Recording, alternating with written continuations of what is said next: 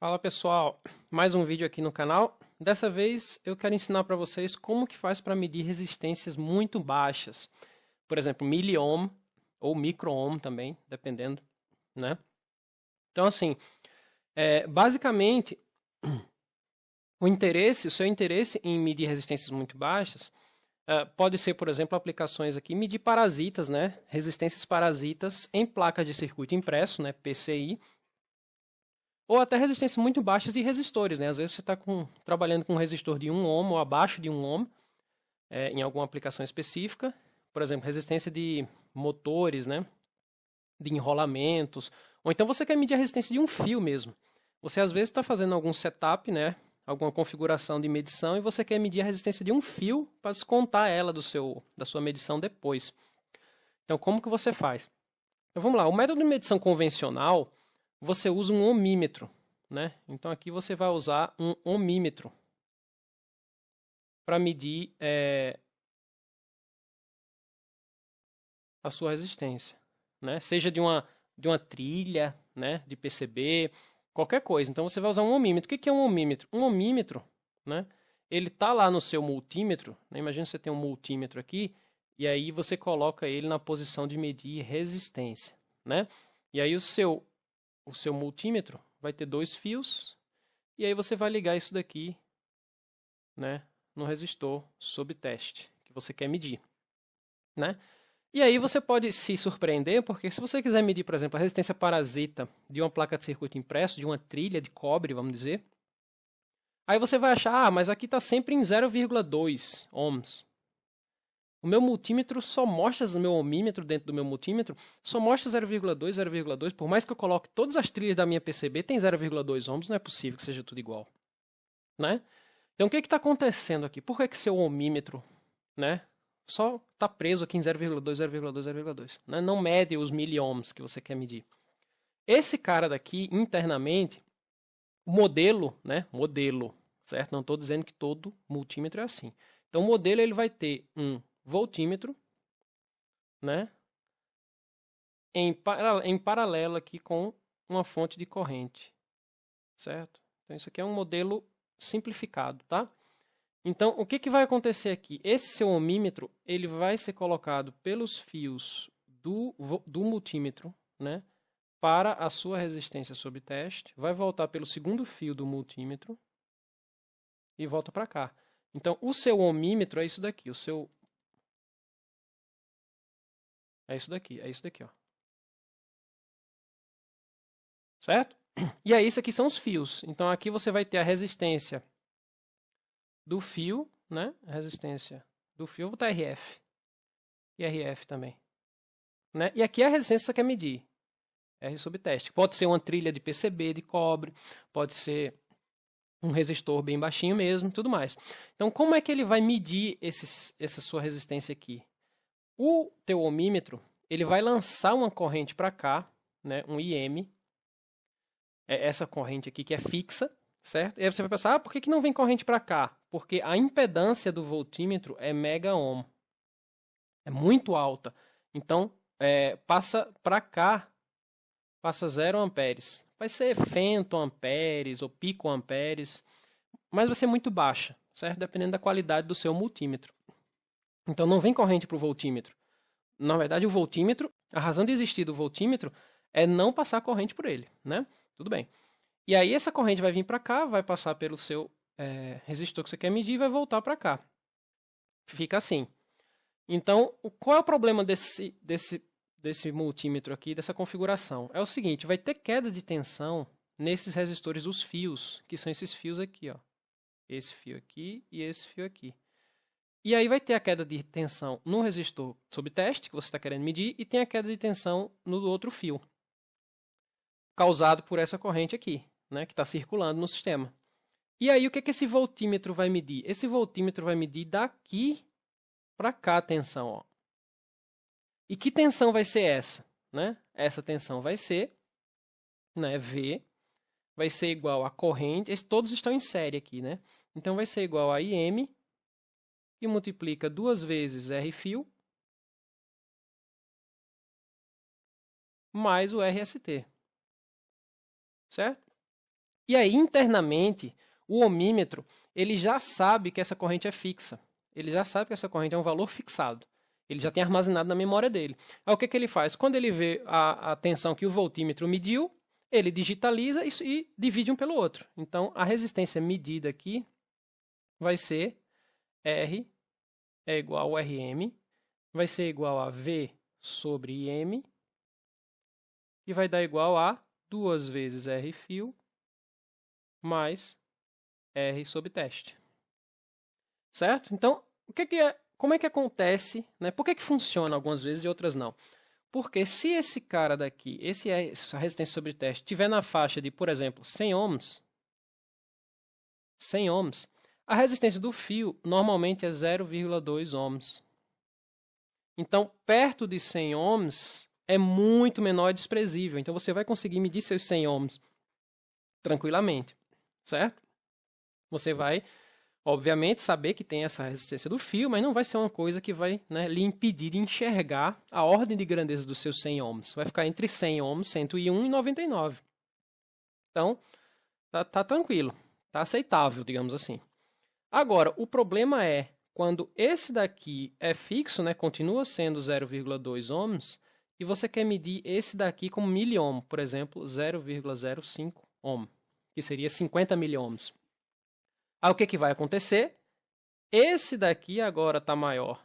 Então, é por isso que você vê aqui 0,2, 0,2, 0,2. Você não consegue identificar para diferentes trilhas da sua placa de circuito impresso, você não consegue identificar qual trilha tem uma maior resistência do que a outra. Qual trilha que você tem que mexer, qual que, né? Então, como fazer para se livrar desses problemas aqui, ó? Você vai pensar, mas não tem como se livrar disso aqui, porque isso aqui vai estar sempre no fio. O fio vai ter que estar lá para medir. Como é que você vai tirar a influência do fio se ele tem que estar conectado? Então, existe uma coisa, uma técnica de medição chamada de medição de 4 fios, ou conexão Kelvin. Vocês depois procurem saber aí. Certo? Que o objetivo dessa técnica é você retirar a influência desses fios aqui, certo? Então, qual é a estratégia? Né? A estratégia é o seguinte, é você pegar uma fonte de corrente, né? Você pegar uma fonte de corrente que vai ter os fios da fonte, né? Você vai ligar na sua resistência, né? Vai ter o fio positivo, vai ter o fio negativo aqui, mesma forma, né? Aí, essa fonte de corrente, você vai falar, professor, mas aí é melhor, o multímetro é muito mais convencional, porque para ter o trabalho eu não consigo, para comprar uma fonte de corrente, não, essa fonte de corrente aqui, ó, IM, ela pode ser uma fonte de tensão. Fonte de tensão é super fácil de encontrar, certo? Então, você pode comprar aqui uma fonte de tensão. Aí como é que você faz para usar ela como fonte de corrente? Simples, você vai ter o display aqui, você coloca em 1 volt, porque você vai ter o knob, né, o ajuste de tensão e o ajuste de corrente. Aí o que é que você faz? Você coloca numa tensão baixa, né, porque você não quer alta potência, você quer só alta corrente. Então você coloca uma tensão fixa baixa aqui, mexendo no knob de tensão, e você aumenta o knob de corrente até chegar na corrente que você quer. Então vamos botar um exemplo aqui, 1 ampere, por exemplo, né? A gente vai ver por que 1 ampere é legal, e se você quiser mais proteção para não correr o risco desse 1 ampere dar problema, você pode diminuir um pouco também. Mas aí basicamente é isso, você fixa essa daqui, né? Fixa a tensão baixa, fixa baixa, né? E aí você ajusta isso daqui. Até a corrente que você quer. Então é assim que você usa uma fonte de tensão dessas que você compra por aí. Ou você pode criar sua fonte de tensão, né? Você pode pegar o LM317 e criar sua fonte de tensão. O LM317, eu acho que ele aguenta 500 mA. Então, não sei. Você tem que ler o datasheet dele. Mas aí você pode pegar um regulador que aguente mais amperes também. Eu não sei, mas confirme qual é o limite máximo da corrente. Aí você pode fazer a mesma coisa, entendeu? Você pode ajustar para a corrente que você quiser. Ok. Então, temos uma fonte de corrente. E aí você vai usar 2 fios para conectar ela no seu resistor sob teste. Então, como vocês viram, os fios continuam aqui, como, né? Não tem. Então, o que essa fonte corrente vai fazer? Ela vai passar uma corrente IM, né? Vai passar uma corrente IM, do jeito que tinha antes, por aqui. Então, qual é a diferença agora? A diferença é que você vai usar o seu multímetro na posição, né, de tensão. Né? Então, você vai usar o seu multímetro, né, como um voltímetro, certo? Na posição de tensão, milivolts, se possível, né? A menor posição de tensão que tiver. Então, o que você vai fazer? Você vai puxar 2 fios aqui para o seu voltímetro, né? E aí você vai ter o R fio do voltímetro, vou botar RFV, e o R fio do voltímetro aqui, que pode ser diferente da fonte corrente, né? Só que lembrem-se, esse voltímetro, ele tem mega ohm, né? Super alta a resistência dele, né? A impedância dele.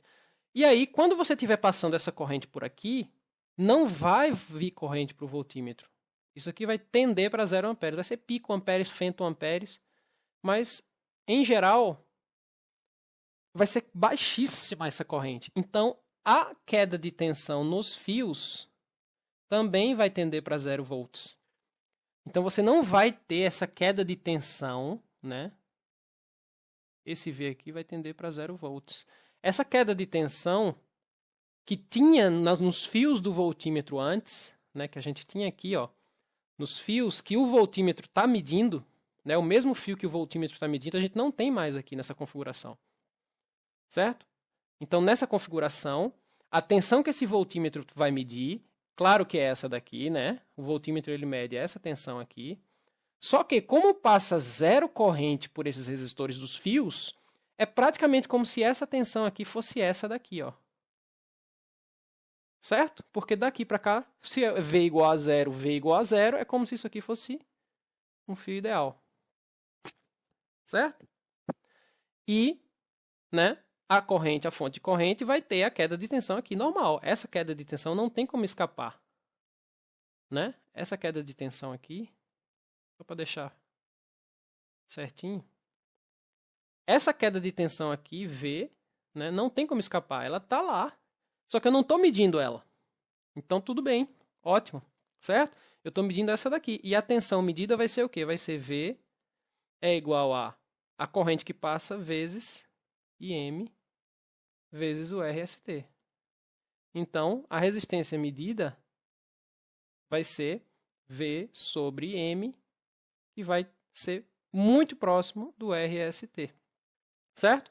Se você colocar aqui 1 ampere, né, e esse cara daqui for miliohm, você vai medir aqui milivolt. E aí é muito fácil, né? Então, é mais fácil, né? Deixa eu botar aqui, ó. Então, assim, ó, é mais fácil e barato comprar um voltímetro que mede miliohm do que um ohmímetro que mede milivolt aqui, né? Que mede milivolt do que um que mede miliohm, certo? E também é mais barato comprar um voltímetro que meça, né, que mede micro-ohm, microvolt, do que um ohmímetro que mede micro-ohm, certo? Então essa é a sacada. A sacada aqui é a gente capitalizar no fato de ser mais barato. Agora vai precisar de uma fonte de tensão. Então você tem que ter isso aqui já pronto, ou você compra aqui por centavos, né? Você pode comprar por centavos o LM317 e fazer sua corrente, porque você pode passar qualquer corrente aqui, né?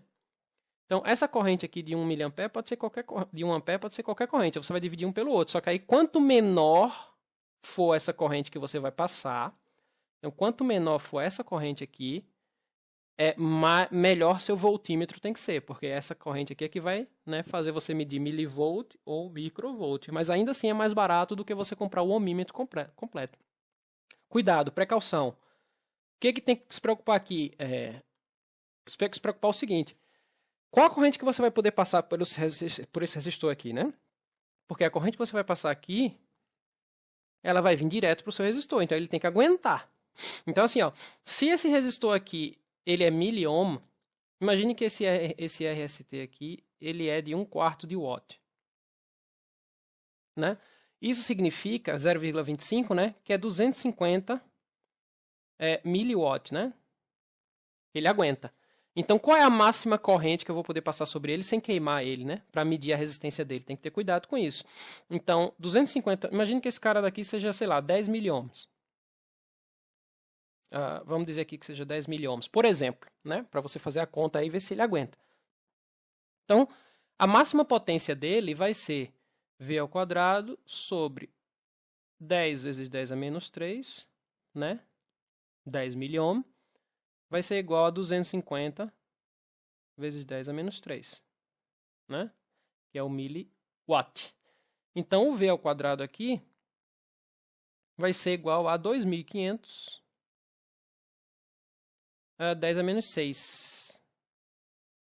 Né? Então, a tensão máxima que você vai poder colocar nele, raiz quadrada disso aqui vai dar 50, aqui é mili, né? Então, esse é 50 milivolts. Então, o máximo que você vai poder dele sem queimar, né? O que eu não recomendo você chegar nesse limite, porque normalmente no limite ele começa a esquentar, né? É 50 milivolts. Então, qual é a máxima corrente que você vai poder colocar nele? Então, se aqui ele só aguenta 50 milivolts e aqui ele é 10 miliohm, então você só vai poder passar por aqui 5 amperes, no máximo. Não recomendo passar os 5 amperes. Então, recomendo que você passe pelo menos 1 ampere aqui. E aí, 1 ampere vezes 10 miliohm vai dar 10 milivolts. Certo? Então, tenham cuidado com o que vocês vão fazer, né? Qual a corrente que vocês vão passar, né? Porque é muito perigoso você fazer isso, mas se você fizer certinho, fizer até com 500 mA, tiver um voltímetro de microvolt, você consegue medir a resistência com uma precisão muito boa. Aí você consegue identificar parasita na sua PCB, se você estiver fazendo um circuito de radiofrequência, né? Você fala, isso aqui é tudo analógico, é frequência baixa, né? Para que você precisa desse tipo de conhecimento para frequência baixa, se eu sou um cara de RF, né? Mas se você é um cara de RF, você está trabalhando com uma placa de circuito impresso, você precisa saber esses parasitazinhos, é muito conveniente que você consiga medir na sua própria placa de RF, de altíssima frequência, de gigahertz, essas resistências pequenininhas, porque aí você vai saber exatamente qual é o que está dando descasamento de impedância em certas situações, entendeu? Então, mesmo para que você é um cara de alta frequência, esse tipo de conhecimento de baixas frequências é muito, muito útil e muito importante, tá bom? Então é isso, pessoal. Espero que vocês tenham aprendido aí como é que faz para medir resistências muito baixas e até o próximo vídeo.